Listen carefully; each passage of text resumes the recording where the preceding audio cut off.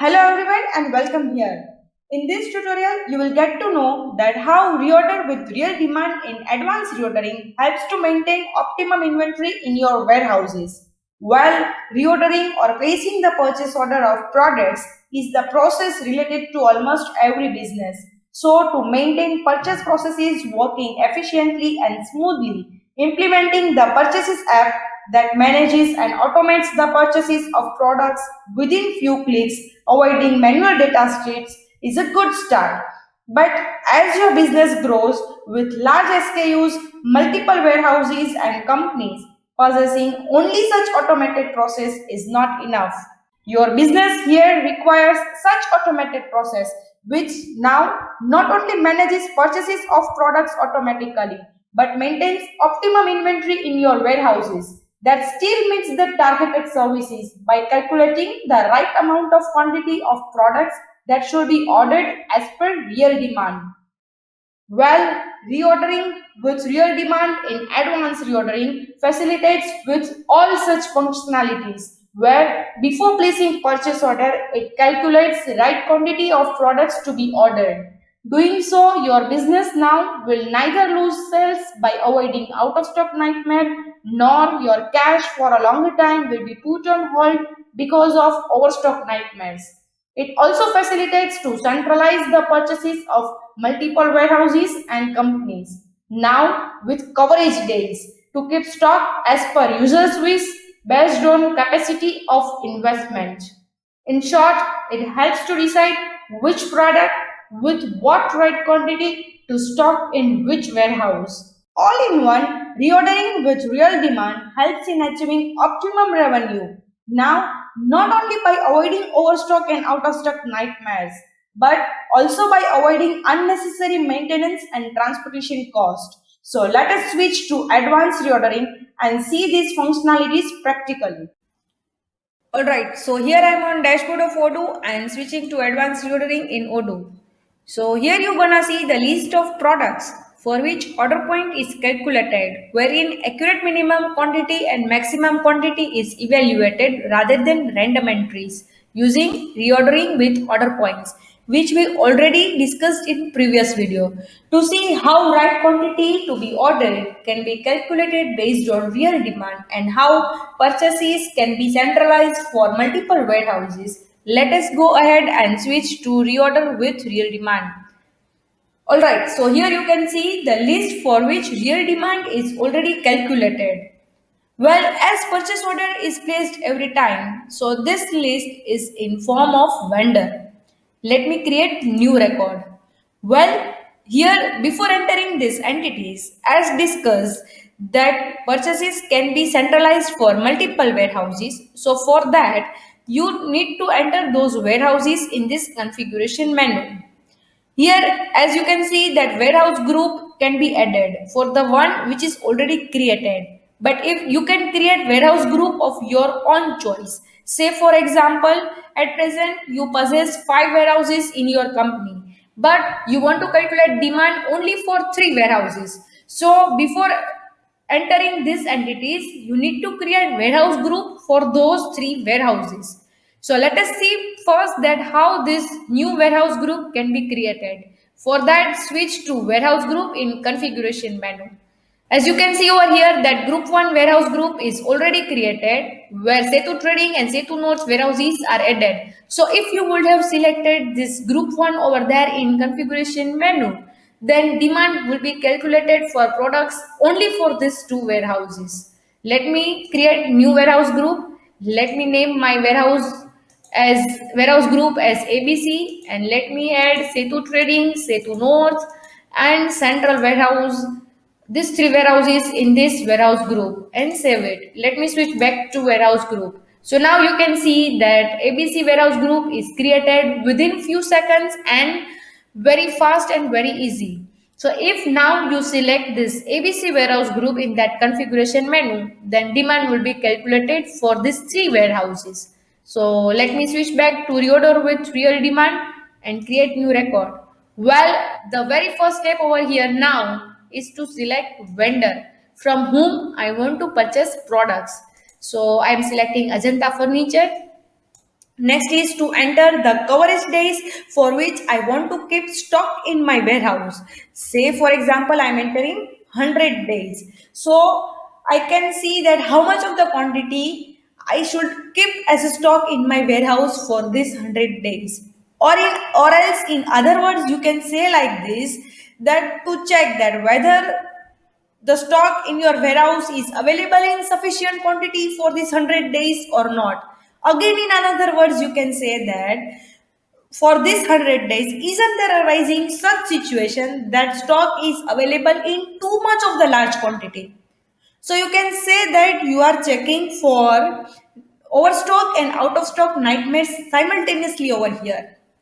So next, for demand calculation, it facilitates with two different methods, wherein for history cells, to calculate the right amount of quantity to be ordered, average of past sales of products from sales history is formulated. Whereas in forecast sales method, it helps to predict how much of sales of product is possible in future for particular period. Again, by considering past sales of products. Thus, this will help in predicting future revenue of your business. To calculate real demand of products using forecast sales is explained in next video. Here, let us see how history cells helps to calculate real demand. So for that, at present, I am selecting history cells method. As discussed that in history cells, sales history is included to calculate average daily sales of the product. So for that, over here, you need to enter timelines from which you want to include sales history. So at present, let me select sales history from 1st Jan 2021 to 31st of August 2021. And now the sales history for this many months will be included, and for the products which I add over here, average daily sales will be calculated based on this many months sales history. So next, let me add products over here. At present, I am selecting all products. Once the products are added, next is to configure warehouses. So for that, I'll switch to configuration menu and let me add over here ABC warehouse group as I have created at present. So over here, enter that warehouse where actually you want to keep stock. Say for example, if I am entering default warehouse as central warehouse, then at present complete stock will be available over here at central warehouse. After that, based on the real demand for other warehouses, I can replenish the stock. So now let me enter lead days. Say for example, it takes 2 days to reach these products at my warehouse and save this data. Next, let me validate this data. So you can see over here that a demand calculation menu is generated where this to be ordered column displays that this much is the quantity that I should place for purchase order. So over here, let us see that how this to be ordered quantity is such quantity which helps to maintain optimum inventory in my warehouse where I am neither facing overstock nightmare nor out of stock nightmare. Well, as said that average daily sales is calculated based on the sales history for the timelines which I select over here. So this is the average daily sales of all the products that I have included. This free quantity displays the quantity that is already available at my warehouse. This incoming menu displays the quantity that is placed for purchase order and I will receive it during this time. So this incoming quantity actually should be added in this free quantity. This transit sales displays the quantity that will be sold during this lead days, and stock after transit displays the quantity that actually remains once I receive the products covering the lead days. Say for example, if I add incoming quantity in free quantity and subtract transit sales, then I can get this stock after transit. That is, after 2 days, this much is the stock that remains in my warehouse. This coverage days cells displays the quantity which actually should be kept in your warehouse for this 100 coverage days. Say for example, 9.96 is the average daily sales of mouse product, and I want to keep stock for 100 days. So 100 into 9.96, that gives me approximate value to 9.95. So this quantities displays the real amount of quantity that you should possess in your warehouse for this 100 days. But what about the quantities that I already have? So over here, let me take example of, okay, this sofa set. Say for example, average daily sales is 7.93. Free quantity that is available in warehouse is 257. And the transit sales, that is during 2 days, this 15.85 amount of quantity will be sold. So if I subtract this transit sales in this 257, I get 241. That is the stock after transit that remains in my warehouse. I should actually subtract this quantity from this coverage days. Then I will get the accurate quantity which will neither keep me in overstock nor in out of stock nightmare. So if I subtract this stock after transit sales from this coverage days sales, that is 792.56 minus 241.15, I'll get 551.41 units. So this is the actual quantity that should be kept in warehouse, or that I should, sorry, place for purchase order. Coverage day sales is actually the quantity that I should keep in the warehouse, and this quantity is displayed under this demand actually should be placed for purchase order. But I need to round off this figure, as 551.41 cannot be placed for purchase order for this sofa set. So that quantity is round off, and to be ordered quantity displays the actual quantity that I should place for purchase order, and coverage day sales quantity that actually I should keep as a stock in my warehouse for this 100 days. So isn't it great that now I'm getting the quantities which avoids out of stock nightmare and overstock nightmare for your business.